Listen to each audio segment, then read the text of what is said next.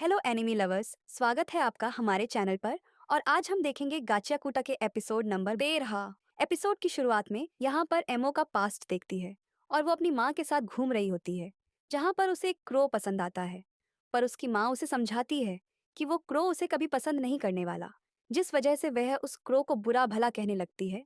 तब उसकी माँ एमो को लेकर वहां से चली जाती है और उसे बताती है कि वह किसी ऐसे पर्सन से मिलने जा रहे हैं जो कि उससे बहुत ज्यादा प्यार करेगा, जिसे सुनकर एमो बहुत ज्यादा खुश हो जाती है और उस बंदे के साथ जाने के लिए तैयार हो जाती है। तब वो बंदा उसकी माँ को कुछ पैसे दे देता है और एमो को अपने साथ नोमैन लैंड ले जाता है।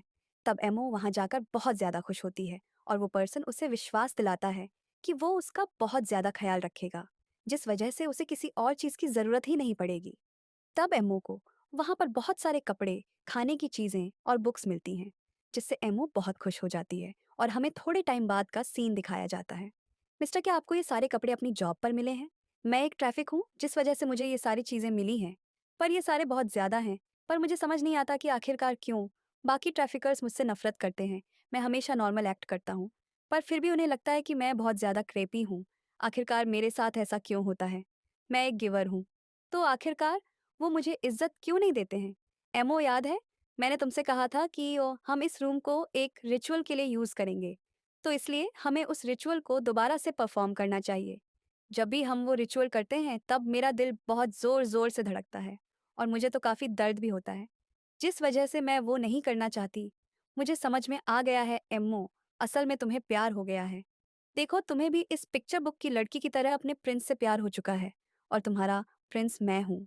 तब एमो उसकी बातों पर विश्वास कर लेती है, जिस वजह से उसे लगने लगता है कि वो प्यार है और वो अपना रिचुअल परफॉर्म करने लगते हैं। तब एमो प्यार के बारे में जानकर बहुत खुश हो रही होती है और तभी वहां पर वो पर्सन आ जाता है जिसने रेगटो को मारा होता है और वहां पर उसका एक साथी भी होता है। तब वो ट्रैफिक उन लोगों को वहां से बाहर निकलने के लिए कहता है, आखिरकार तुम लोग कौन हो और यहाँ पर कर क्या रहे हो? ये जगह सिर्फ मेरे और एम्मो के लिए है। यहाँ से निकल जाओ, नहीं तो मैं तुम लोगों को मार डालूंगा। मैं एक गिवर हूँ, तो मैं तुम्हें अपने वाइट इंस्ट्रूमेंट की मदद से मार सकता हूँ। तब हम देखते हैं उस बंदे के पास सीरीज वाले बूट होते हैं और दूसरा बंदा उस ट्रैफिक पर हमला कर देता है, जिससे कि वो ट्रैफिक बेहोश हो जाता है और वो बंदा उसके जूते उतार देता है। तब रेगेटो को मारने वाला बंदा उन जूतों को एमो को दे देता है। ये जूते तुम पर ज्यादा अच्छे लगेंगे जो तुमने खोया है। उस वजह से तुम्हारे दिल के अंदर एक बहुत बड़ा वॉइड क्रिएट हो गया है और ये जूते उन्हें भर सकते हैं। तब एमो उन जूतों को एक्सेप्ट कर लेती है और वह बंदा अपनी विंग्स को बाहर निकाल लेता है, जिससे कि एमो को लगता है कि वह एक एंजल है। तब वह बंदा अपने दोस्त को लेकर वहां से उड़ जाता है, जिसे देखकर एमो बहुत ज्यादा खुश हो जाती है। तब वो ट्रैफिकर भी होश में आ जाता है और एमो उसे एंड्स के बारे में बताने लगती है। पर उस ट्रैफिकर को इससे कोई फर्क नहीं पड़ता और उसे लगने लगता है कि एमो ने उसके जूते चुरा लिए हैं, जिस वजह से वो एमो को मारना स्टार्ट कर देता है। मुझे अब बहुत ज़्यादा अजीब महसूस हो रहा है। ये नॉर्मल नहीं है, क्योंकि नॉर्मली मुझे ऐसा फील नहीं होता है। एमो के दिल में अब शोर मच रहा है। क्या यह सब कुछ इन वुड्स की वजह से है? एंजल ने कहा है कि यह वुड्स एमो पर ज्यादा सूट करते हैं, तो यह पक्का सच है, जिसका मतलब यह जूते अब मेरे हैं और कोई भी इन्हें हासिल नहीं कर सका। तब उन जूतों की मदद से एमो के अंदर गिवर्स की पावर जाग जाती है और यहाँ प्रेजेंट में रूडो एमो से माफी मांगने आ जाता है। और जैसे रूडो माफी मांगने लगता है, वैसे ही फोलो उसे रोक देता है और उसे बताता है कि एमो सारी सच्चाई बता रही है। तब हम फिर से पास्ट से देखते हैं, जहां पर वो ट्रैफिक ये देख के हैरान हो रहा होता है कि एमओ के अंदर गिवर की पावर जाग गई है। आखिरकार ये कैसे हो सकता है? और आखिरकार क्यों मेरा वाइटर इंस्ट्रूमेंट तुम्हारे साथ इस तरह रिसॉन्ड कर रहा है? ये तो इम्पॉसिबल है, क्योंकि वाइटर इंस्ट्रूमेंट को सिर्फ सिर्फ उसका ओनर ही इस्तेमाल कर सकता है। तो आखिरकार मेरे वाइटर इंस्ट्रूमेंट के साथ ऐसा क्यों हो रहा है? शायद ये इसलिए है क्योंकि यह तुम्हारे नहीं है। एमओ को वाइट इंस्ट्रूमेंट के बारे में ज्यादा कुछ नहीं पता है, पर एंजल ने कहा है कि ये एमओ के ऊपर ज्यादा अच्छे लगते हैं। और जब एमएमओ ने इन्हें पकड़ा है, तब मुझे फील हो रहा है कि मेरा हर्ट भर गया है। मुझे ऐसा लग रहा है कि जैसे कि मैंने किसी ऐसी चीज को पा लिया है जिसे मैंने काफी पहले खो दिया था, जिस वजह से एमएमओ के लिए यह शूज बहुत ज्यादा इंपॉर्टेंट हैं। तो क्या मैं इन्हें रख सकती हूँ? तब वो ट्रैफिकर एमओ से उन शूज को छीनने लगता है और उसे समझाने लगता है कि उसे दूसरों की चीजें नहीं लेनी चाहिए। और एमओ उसे बताती है कि वो भी तो ऐसा ही करता है और वो अभी भी उन शूज को छोड़ने के लिए तैयार नहीं होती, जिस वजह से उस ट्रैफिकर को गुस्सा आ जाता है और वो पूरा जोर लगा के उन शूज को खींचने लगता है। पर एमो किसी भी कीमत पर उन शूज को छोड़ने के लिए तैयार नहीं होती और उनके लिए कुछ भी करने के लिए तैयार होती है। तब वो ट्रैफिक कर पागल होने लगता है और एमो को उसकी चीज को छोड़ने के लिए कह रहा होता है। और एमो भी यह सुनकर पागल हो जाती है और वह दोनों ही एक दूसरे को मारना स्टार्ट कर देते हैं। जिस वजह से हम देखते हैं वह ट्रैफिक उस बिल्डिंग से नीचे गिर जाता है, जिससे कि एमो को झटका लगता है और उसे समझ नहीं आ रहा होता कि आखिरकार वो उसके साथ वहां पर रहने क्यों आई है और आखिरकार क्यों उसकी माँ ने उसे उसके साथ मिलवाया था। तब एमो को ख्याल आता है कि उसकी माँ ने उसे बेच दिया था, पर वो इस बात पर यकीन करने के लिए तैयार नहीं हो रही होती, जिस वजह से वह इस फीलिंग को सप्रेस कर देती है और उन जूतों को पहनकर अपने अगले प्यार का इंतजार करने लगती है और यह चाह रही होती है कि लोग उसे प्यार करें। तब बहुत महीनों बाद वह देखती है कि एंजल वापस वहां पर आ गया है, पर वह सिर्फ अकेला ही वापस आया है। तब यहाँ प्रेजेंट में एमो उस एंजल की शक्ल बना रही होती है और किसी को भी यह यकीन नहीं हो रहा होता कि एमो ने उन सबको अपनी सच्चाई बता दी है, और साथ ही उन्हें यह भी विश्वास नहीं हो रहा होता कि एंजल जैसा पर्सन सच में है, जिस वजह से उन्हें लगने लगता है कि वो मेंटली अनस्टेबल है।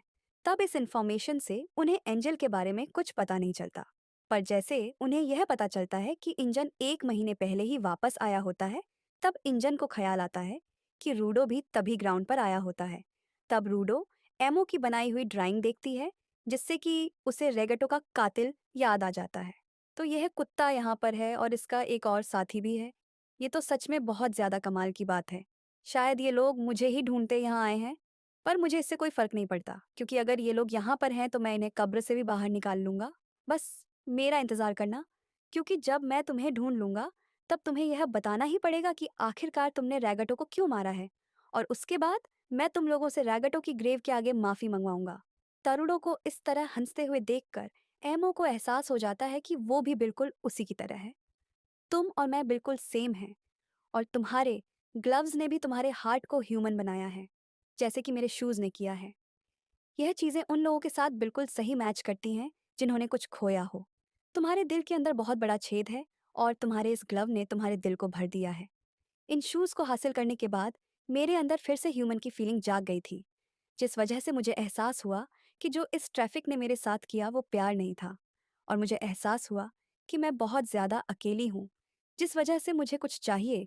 और मैं बहुत ज़्यादा डर गई थी क्योंकि मैं इस जगह को छोड़ना नहीं चाहती, तो इसलिए मैंने इंतज़ार किया कि कोई मेरे पास आएगा। पर जब ऐसा हुआ तब वो इंटरेक्शन बिल्कुल भी अच्छी नहीं गई, और अब भी देखो बिल्कुल ऐसा ही हुआ। तुम यहाँ पर मुझसे माफ़ी मांगने आए थे ना, पर तुम्हें ऐसा करने की कोई ज़रूरत नहीं है, क्योंकि तुमने भी बिल्कुल वैसा ही किया जैसा एमो ने किया था। सभी लोग अपने हाथों को सिर्फ दूसरों को हर्ट करने के लिए यूज़ करते हैं, और इसी वजह से इस दुनिया में कुछ नहीं बदला है। अगर ऐसी बात है तो चलो फिर लोगों से कुछ अलग करें, और मैं और तुम मिलकर सीखें कि हमें हाथ पकड़कर दूसरों की मदद कैसे करनी है। वैसे मुझे नहीं पता कि ऐसा करते कैसे हैं, तो चलो फिर इसके बारे में साथ में सीखते हैं। तुम्हें सीखने की ज़रूरत नहीं है क्योंकि तुम वैसा ही कर रहे हो। तब वो लोग वहां से जाने के लिए तैयार हो जाते हैं, और उन्होंने एमो को भी अपने साथ चलने का ऑफर दिया होता है, और एमो को अब भी वहां पर कुछ काम होता है, जिस वजह से वो अभी के लिए उनके साथ चलने से मना कर देती है और रूडो को वापस उससे मिलने आने के लिए कहती है, जिस बात का रूडो वादा करके वहां से चला जाता है। तब सारे क्लीनर्स गाड़ी में बैठकर वहां से जाने लगते हैं, और उन्हें अभी भी बॉर्डर को क्रॉस करने के बारे में नहीं पता लगा होता, पर उन्हें यह पता लग गया होता है कि कोई एंजल बॉर्डर को क्रॉस कर सकता है। आखिरकार मेरे साथ हुआ क्या था? मैं इतना ज्यादा गुस्से में था कि मैं एमू को बहुत बुरी तरह मार रहा था, और जब मैंने उस एंजल के बारे में सुना तब मेरा सारा गुस्सा जाग गया और मुझे लगा कि मैं किसी को मार डालूंगा। पर एमो से बात करके मैं थोड़ा शांत हो गया। तब एमो अपने महल में वापस चली जाती है और यह सोचकर खुश हो रही होती है कि रूडो बाद में उससे मिलने आएगा, और तभी वहां पर कोई और आ जाता है जिसे देखकर वह डर जाती है। और तब कुछ टाइम बाद हम उस कैसल के बाहर जयबर को देखते हैं, जो कि वहां से कुछ लेकर जा रहा होता है। तब हमें यहाँ पर राइडर्स का बॉस दिखाया जाता है, जो कि कुछ स्टार्ट करने वाला होता है। और गाइस, इसी के साथ ये एपिसोड खत्म हो जाता है। मैं मिलती हूँ आपसे बहुत ही जल्द अगले वीडियो के साथ।